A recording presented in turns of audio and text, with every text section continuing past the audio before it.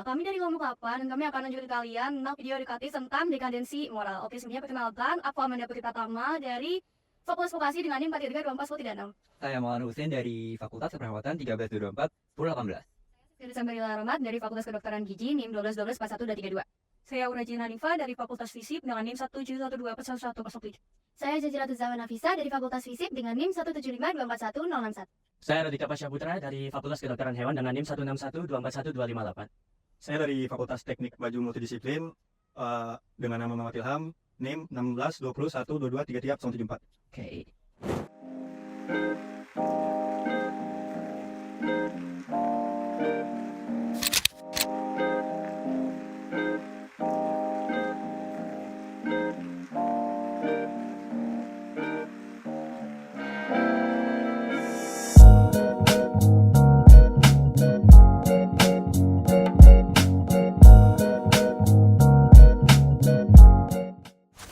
Halo guys, nah, jadi di sini kita mau mewawancarai Oke, halo Dede, di sini kita mau bilang, boleh tahu nggak namanya siapa? Evan Alvaro. Ini? Saya Safira dari kelas 8. Safira dari kelas 8. Saya Melody dari kelas 8. Melody. Oke. Adik-adik di sini pernah dengar nggak di sekitar kalian itu ada kasus atau kejadian tentang pelecehan seksual?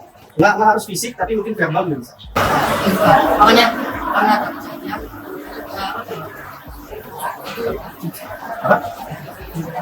Didempet-dempetin. Kalau dari Safira? Dari kata-kata aja sih. Kata-kata. Ya, jadi kadang diajakin pakai bahasa yang berbeda. Oh iya. Nah, nanya, apa sih yang bikin pelaku ini ketika kalau dari saya sih sama kayak Melody, jadi kayak ya mereka tuh udah kesehariannya suka banget nonton pornografi, jadi kayak pikirannya tuh porno aja terus gitu. Jadi kayak sama teman-teman mereka juga jadinya biasanya gitu.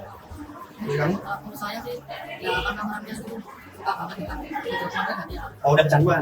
Oh iya. Nah, jadi pelecehan seksual dan kecanduan pornografi itu termasuk penurunan moral. Kita kan punya moral sosial, ada moral agama, ada moral lain-lain kan. Nah, ketika orang itu udah kecanduan, moral mereka akan menurun, mereka udah nggak bisa berpikir jernih lagi, nggak bisa logis lagi, dia nggak bakal berpikir rasional, dia bakal menghalalkan segala cara demi kepuasan mereka secara pribadi. Nah, dari situ, menurut kalian nih, gimana sih cara biar kita bisa memiliki moral yang baik, tetap baik, mempertahankannya sebagai anak muda Indonesia? Kalian nih generasi muda, gimana caranya? Jangan terpengaruh sama berita porno. Jangan terpengaruh. Oke. Juga jangan suka lebih porno karena nanti dia nggak bisa berpikir jernih. Oke. Selain itu, dan pengaruh juga bisa dengan kita menghindari hal-hal yang bisa memicu kita melihat seperti itu. Terus juga kita juga bisa mengingatkan orang lain atau teman-teman yang misalnya juga ada yang berlanjut nih. Nah, kita kasih tahu yang benar biar kita bisa mengurangi adanya penurunan moral. Jadi kesimpulannya kita selain menjaga diri, kita ngasih tahu ke teman-teman juga ya, karena teman-teman itu lingkungan kita juga kan, jadi kita perlu menjaga sekitar kita. Terima kasih atas waktunya ya, dan jawabannya buat adik-adik ini. Terima kasih ya adik-adik udah minta maafnya. Maaf ya kalau misalnya kami sama. Nah, kalau misalkan cerita tentang komunikasi atau komunikasi bisa kita ya jadi saya Jadi, apa sih dekadensi moral itu? Dekadensi moral itu dibagi menjadi dua kata, dekadensi dan moral. Dekadensi itu berasal dari kata dekaden yang artinya merosot atau mundur, sedangkan moral itu adalah akhlak. Jadi dalam kata lain itu, dekadensi moral adalah penurunan akhlak pada individu atau pada suatu kelompok. Nah, kondisi moral dan pengertian lainnya itu merupakan kondisi moral di mana setelah terjadi penurunan moral yang bermakna bahwa individu maupun kelompok telah tidak mentaati aturan serta tata cara yang berlaku di masyarakat. Jadi alasan kelompok kami memilih tema dekadensi moral karena dekadensi moral ini sangat penting zaman sekarang, apalagi zaman sekarang ini kita udah terpapar dari globalisasi juga sama dunia modern. Apalagi kita semua ini udah sering banget terpapar dari media sosial, yang mana media sosial ini juga banyak memberikan dampak buruk. Dekadensi moral ini juga membantu masyarakat kembali merefleksikan nilai-nilai yang penting, contohnya kayak rasa hormat, tanggung jawab, dan juga moralitas di tengah-tengah masyarakat. Itu juga kenapa kita ngambil tema dekadensi moral, karena kita juga ingin mengajak masyarakat untuk menghindari hal-hal ataupun perbuatan destruktif yang dapat merugikan individu maupun masyarakat lainnya. Dan ada pun contoh dari dekadensi moral ada tiga, yaitu yang pertama adalah narkoba, yang kedua adalah kriminalitas. Kriminalitas ini meliputi pencurian, pemerkosaan, dan tawuran. Yang terakhir adalah pergaulan bebas. Pergaulan bebas ini melibatkan seks di luar nikah yang diakibatkan oleh akibat tontonan pornografi.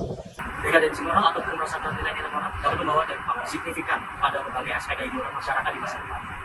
Yang pertama, kehilangan apa dari entitas sosial di dalam masyarakat. Lalu yang kedua ada peningkatan kejahatan. Lalu yang ketiga ada hilangnya kepercayaan dari masyarakat terhadap anak-anak. Lalu selanjutnya ada menurunnya kualitas kepemimpinan. Dan terakhir ada kehancuran struktur keluarga. Dampak positif yang diakibatkan oleh pornografi sendiri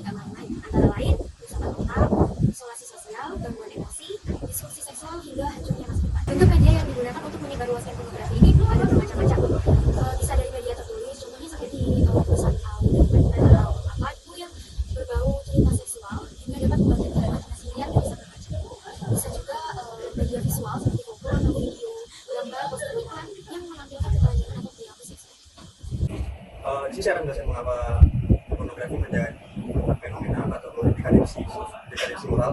Hal ini karena pornografi memiliki nilai-nilai yang bertentangan dengan nilai-nilai moral yang ada di lingkungan kita, yaitu nilai sosial dan juga nilai agama, yang mana nilai-nilai ini meninggikan martabat manusia, serta nilai ini juga menjaga kesucian dari hubungan seksual. Mengapa pornografi dikategorikan sebagai alasan terjadinya dekadensi moral? Karena pornografi dapat merusak norma kesusilaan yang ada di dalam masyarakat, bisa menyebabkan terjadinya perilaku seksual yang menyimpang, lalu bisa menyebabkan rusaknya norma-norma pada agama, dan juga pornografi itu sangat mudah diakses bagi setiap kalangan, sehingga dapat merusak, bisa diimplementasikan layaknya sebagai kanker ya, kanker di seluruh masyarakat. Dia menjalar secara sedikit demi sedikit, kemudian akan merusak norma-norma pada masyarakat.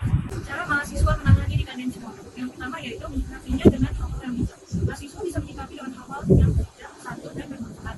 Yang kedua yaitu menggunakan tali silaturahmi. Mahasiswa bisa menggunakan tali silaturahmi dengan dosen dan teman-teman melalui kegiatan kampus dan diskusi-diskusi di luar materi kuliah.